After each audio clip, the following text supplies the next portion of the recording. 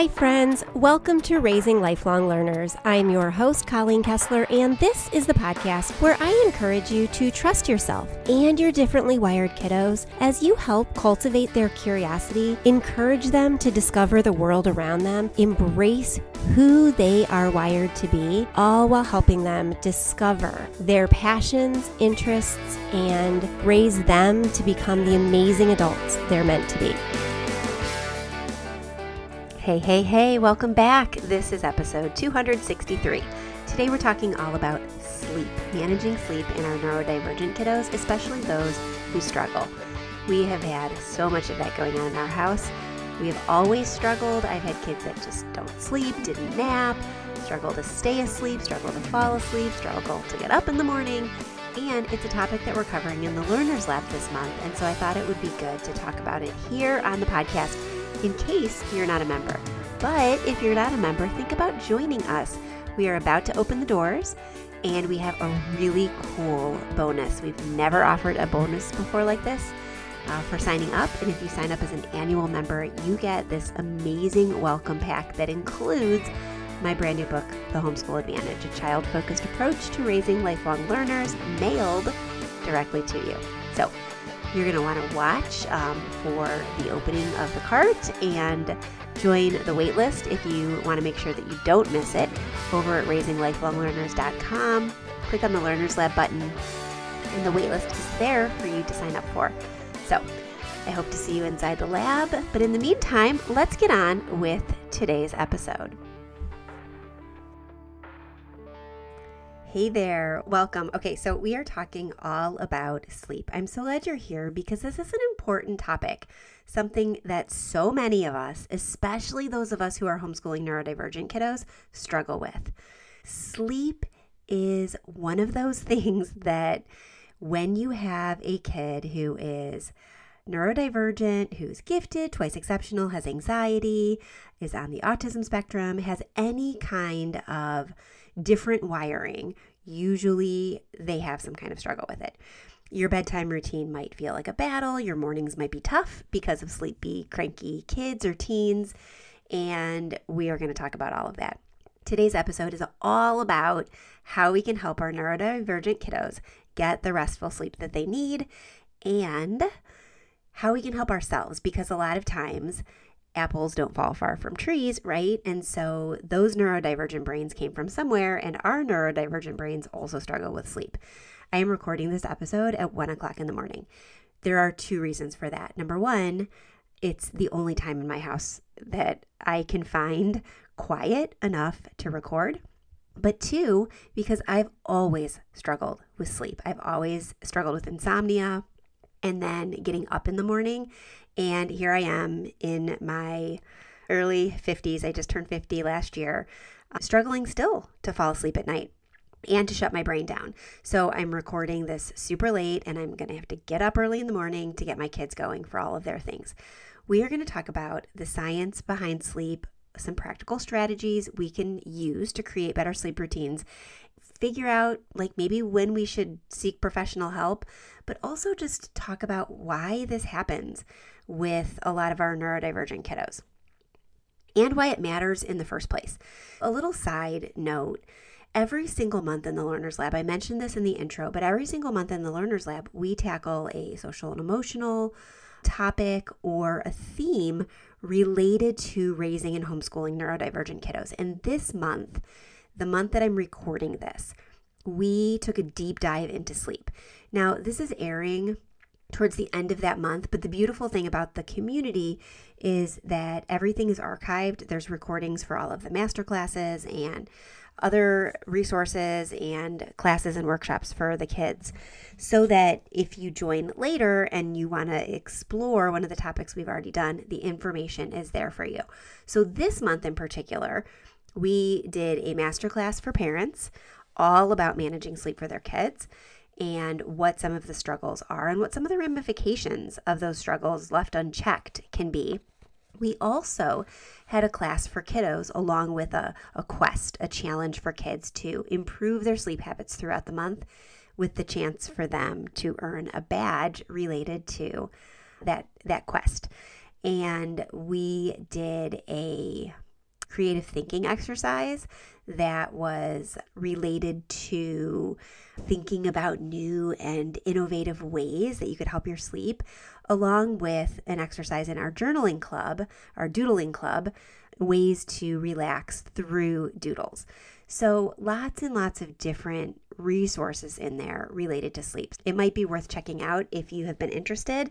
We are about ready to open the doors as of the time that this is airing for a short period of time with a really cool bonus if you sign up at the annual level. But if you're not ready to sign up at an annual level, you can always subscribe monthly. There are no contracts to sign, so you can cancel at any time. Anyway, if you want to dive deeper into managing sleep and you want your kids to have some resources too, it's a good place to go. But let's talk today. Let's kick things off by talking about why sleep is so important for neurodivergent kids. So it's no secret that all kids need sleep, but for our kiddos, it can make an even bigger impact on their day. Here's why. Sleep is directly connected to emotional regulation, learning, and overall well-being. When our kids don't get enough sleep, their brains don't have enough time to recharge. Sleep is when the brain processes all the experiences from the day, and this is especially important for kids who are constantly navigating challenges related to focus, sensory processing, or social interactions. Without enough rest, it becomes harder for them to manage those emotions, concentrate on their schoolwork or their day-to-day activities, and to respond to situations calmly. Let's be real. We know how quickly things can go south when our kids are overtired. There are tantrums, meltdowns, irritability, and they come fast and furiously when it comes to our neurodivergent kiddos. I have been there, and I know it can be overwhelming. It's easy to think they'll grow out of it, or we'll just get through another tough night. But the truth is, good sleep is foundational. Not only does it help our kids feel better emotionally and physically, but it sets them up for success in their learning.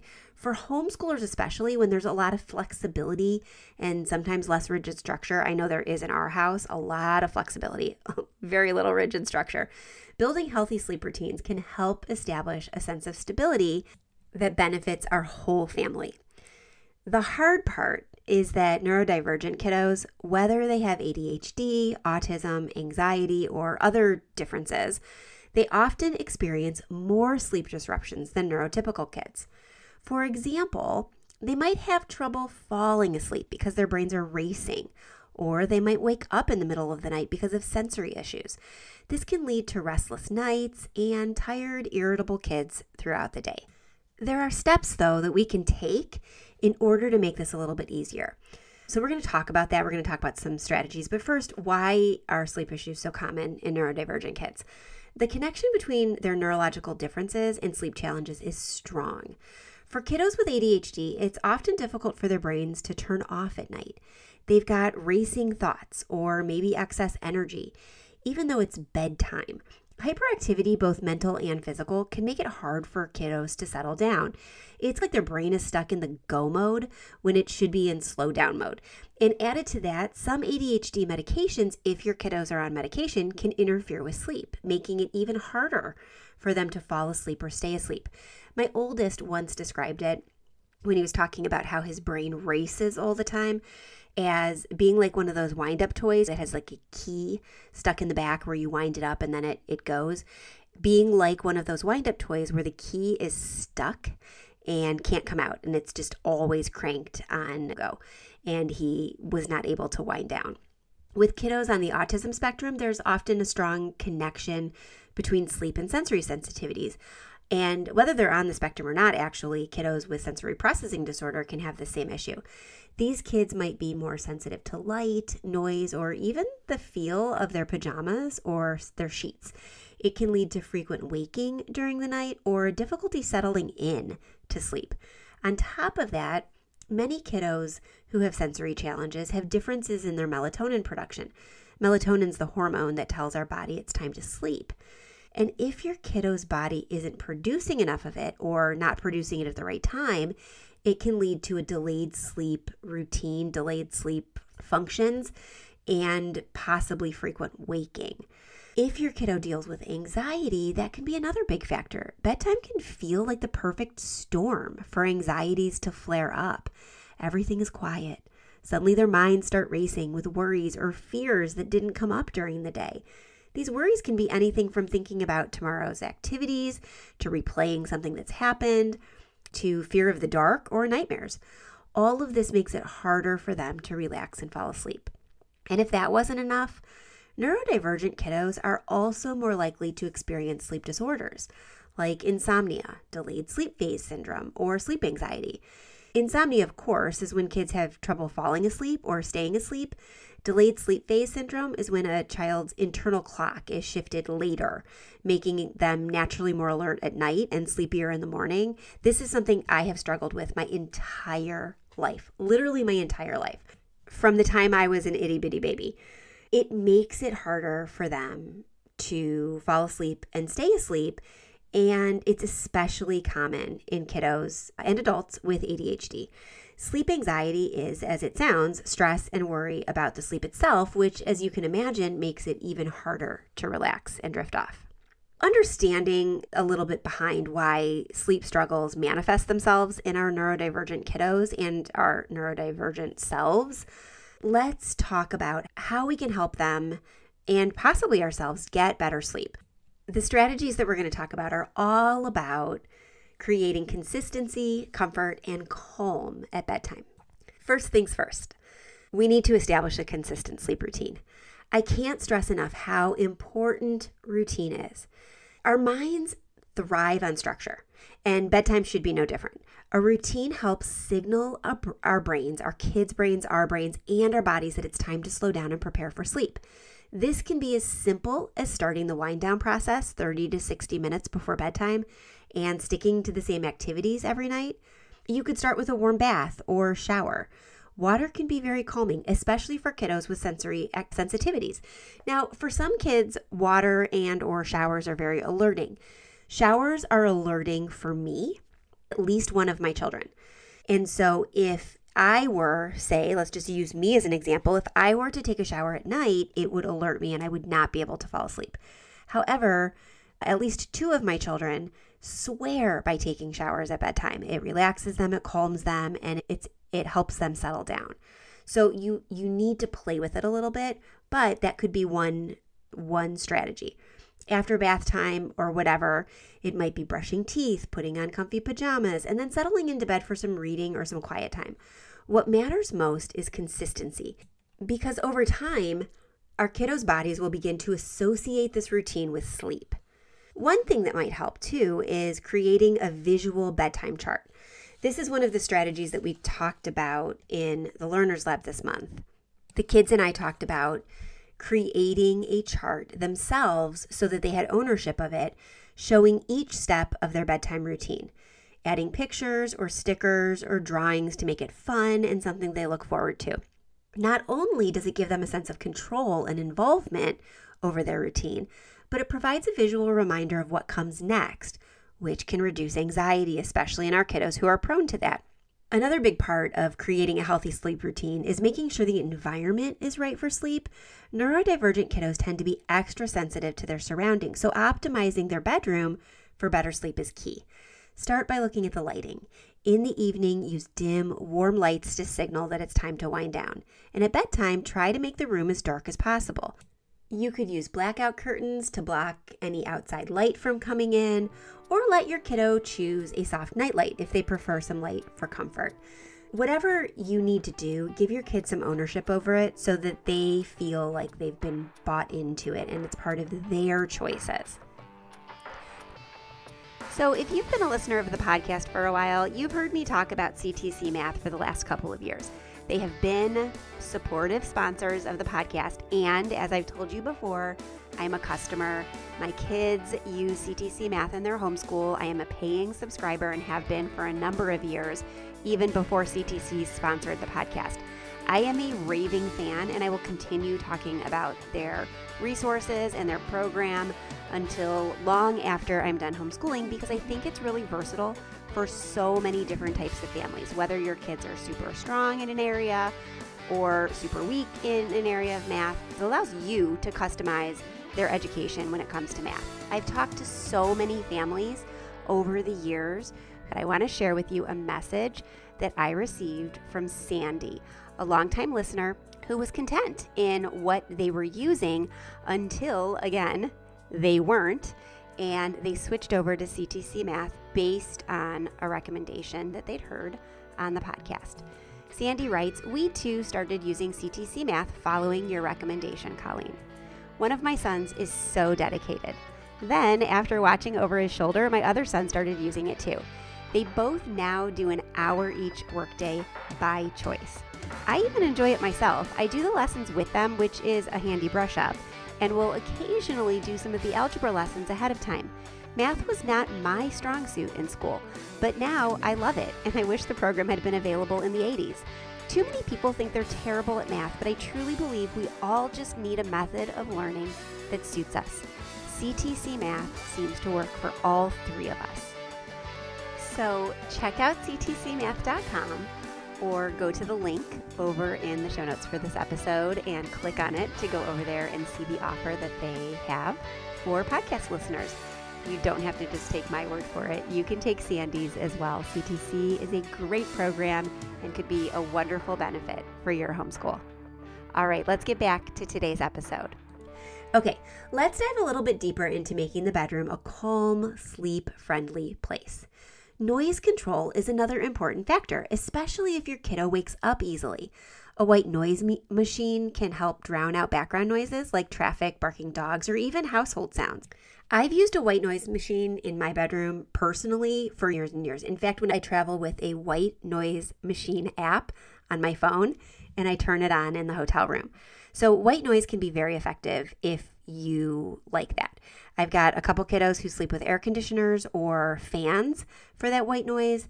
And then I've got others who have white noise makers. I will link in the show notes to the white noise maker I like the most because it's been amazing over the years.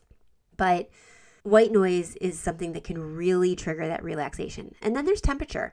We don't often think about it, but a cooler room tends to help with better sleep. You could experiment with the room's temperature to find out what's most comfortable for your child and use lighter or heavier bedding depending on their preference as well. Like I said, a couple of my kids use air conditioners in their room, window units, because they want it really cold. And then others prefer a warmer room. One of my kids has used a weighted blanket before. Others don't like anything touching them. So it, again, is all about them. And speaking of bedding, sensory sensitivities play a huge role in how comfortable your kiddo feels at night.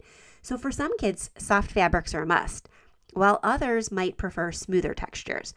Let your child help to pick out the bedding that feels good to them. The same goes for comfort items like stuffed animals or special blankets or weighted stuffed animals. For kids who like pressure calming, that weighted blanket I talked about can be a game changer. These blankets provide deep pressure stimulation, which can help your child feel safe and secure, making it easier to settle down at night. And what about other tools? I've already mentioned white noise machines. It's fantastic for creating a steady sound environment. Sleep masks can help too. If your child is particularly sensitive to light, they can choose one in a texture that feels comfortable for them. Some families like essential oils, calming scents like lavender or chamomile can promote relaxation. I've used a blend in my past in diffusers in my bedroom that included Roman chamomile, lavender, and sometimes other scents, but usually those two in particular. And so you can experiment with that if you or your kids prefer scents in the room or that is good for you, the essential oil idea.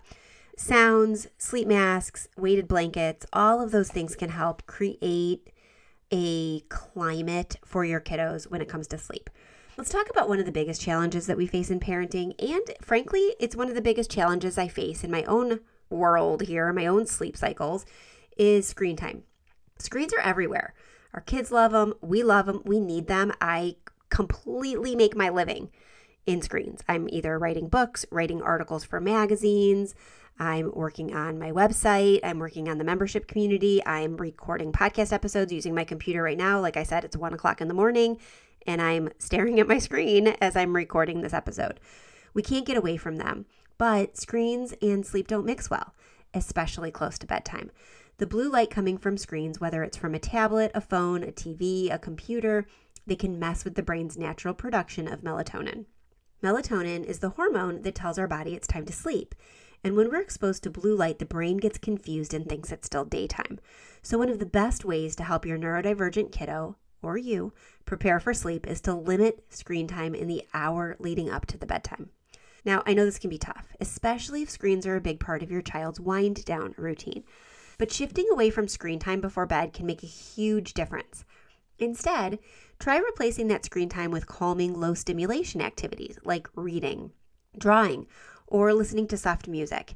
If your child needs screens in the evening for schoolwork or another activity, you can try to use blue light filter glasses or enable the night mode settings on their devices to reduce some of the impact. But you want to do as much as you can to limit it. We are not very good about that around here. It's something that we need to work on. It's something that I'm trying to work on. In fact, tonight I played Sorry with 3 of my kids. So do whatever you can and know that every day is another day and you just keep working at it. But what if your kiddo's sleep struggles aren't just screens or routine, but are tied to that bedtime anxiety that we talked about? This is something I know a lot of us deal with. Anxiety can flare up at night when everything is quiet. Suddenly, our kiddos' minds start racing with worries and fears. This can be worries about the next day, fears about the dark, and concerns that something bad will happen while they're asleep. One strategy that I used when the kids were really young was a worry box. I love this idea because it gives kids a tangible way to deal with their anxieties. You and your kiddo can decorate a small box together, and each night before bed, encourage them to write down or draw any worries that they have. Once they put them in their worry box, they're stored away for the night, and they can let go of those thoughts until morning. It's simple, but it's a powerful way to give kids control over their feelings and make bedtime less stressful. If your kiddos are a little bit older, maybe instead of a worry box, they can have a worry journal where they write everything down and they take time at the end of the day, or you all do, to write your worries down. Or maybe you talk about your worries so you get them out and get them over with so you don't have to ruminate about them. The idea is to get them out of your head so they don't swirl and swirl, and your brain is able to start relaxing.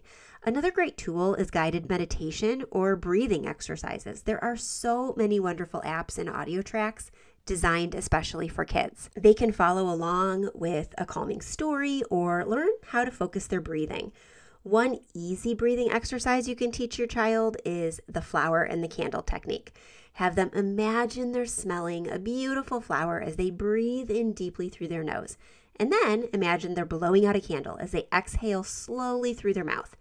It's a gentle way to help their bodies relax and signal that it's time for sleep. Finally, if your kiddo's anxiety seems to stem from specific fears like fear of the dark or nightmares, consider incorporating a nighttime safety ritual. This might involve checking the room together to make sure everything's in its place, turning on a special nightlight, or even creating a sleep protector of a favorite stuffed animal or something. The idea is to reassure your child that their space is safe and they are in control of their environment. I remember a friend of mine once said that her kiddo worried that he would go to sleep and he would wake up and his parents would be gone.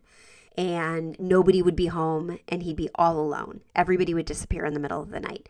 And so they talked about what could help him alleviate these fears. And he decided that if he had the car keys or he could see the car keys, he would know his parents were home because they never go anywhere without their car. They live in a place that they can't really get to anything without their car. And so he became the keeper of the keys.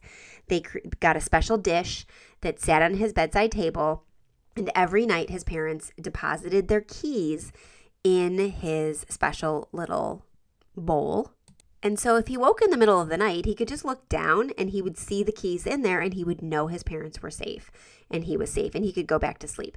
Did it always work? No, but it was a tangible reminder that fear could be alleviated.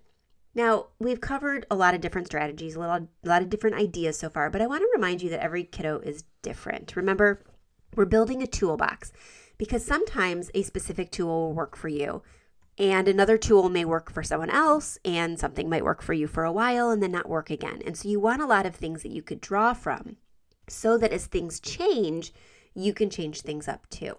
It is okay that what works for one child might not work for another. There's nothing broken or bad about something not working.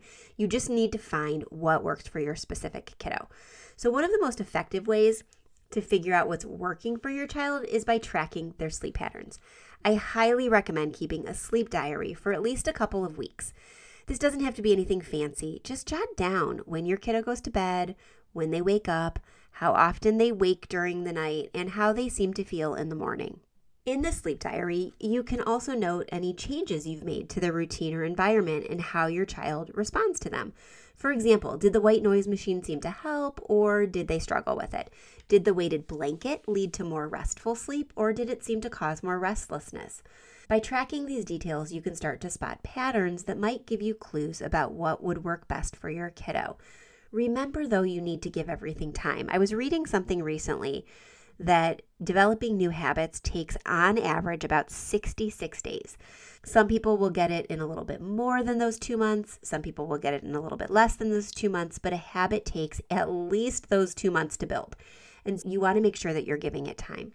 If you've been trying different strategies for a while and your kiddo is still struggling with sleep, it might be time to seek professional help. Sleep challenges are very common in neurodivergent kiddos, and there's no shame in reaching out for support. So when should you consider talking to a sleep specialist or your pediatrician or maybe a therapist or psychologist? Here are a few signs. If your kiddo has persistent trouble falling asleep or staying asleep despite trying different approaches over a long period of time, several months, or if they show signs of extreme daytime sleepiness that's affecting their ability to function, or if they experience more sleep issues, serious sleep issues like night terrors, sleepwalking, or chronic insomnia. These can all be indicators that there's an underlying sleep disorder, like maybe sleep apnea or restless leg syndrome, which could require medical attention. One of my kiddos struggled mightily when they were younger, and we discovered that they did have a sleep condition. This particular kiddo's adenoids were very enlarged, so much so that when this child would breathe in while lying in a position of sleep on their back, their adenoids would cover their air passages. It was giving them apnea-like symptoms, and they couldn't breathe at night. And once we had their adenoids removed, they were able to sleep just fine. And we haven't had any problems since. It's worth looking for help if what you're trying is not working or you're not seeing results. It's also worth seeking help if your child's sleep anxiety is severe and it's interfering with their daily lives. If you notice that their worries about sleep are causing distress during the day, or if they're avoiding going to bed altogether, a therapist or a counselor can work with your kiddo to manage their anxiety and develop healthy coping strategies. Okay, so in this episode, we talked about different reasons for sleep problems in neurodivergent kiddos. We talked about different things you could do. Improve the environment, get a good sleep routine going, try different strategies for talking out anxieties and things like that. And then when you can't get any relief or any improvement, then seek professional help. Remember, the most important thing, though, is that what works for one kiddo might not work for another, and it's important to feel empowered and to try new approaches to help your neurodivergent kiddo get the restful sleep they deserve. Sleep can be a tricky puzzle. With patience, experimentation, and a little bit of creativity, you can create a sleep plan that really works for your child, for you, for everybody in your family. But remember, it's all about finding what's right for each of them individually, whether it's creating that calming bedtime routine, tweaking the environment to make it more comfortable, or managing their screen time and anxiety. And if things aren't improving, don't hesitate to reach out to a professional for guidance. Your kiddo's sleep is too important to overlook. Okay, I'd love to know what strategy you're going to try first, and if there's anything else that you've tried that has worked for you in the past. You can find out more information about this. You can find links to resources, links to tools over in the show notes for this episode at raisinglife.com/podcast. You can also find a link to my contact page and my voicemail widget to let me know what works for you. You can find more strategies like this in short, quick bites on Instagram or TikTok. You can find them on my Facebook page. All the links for all of that are over on the website.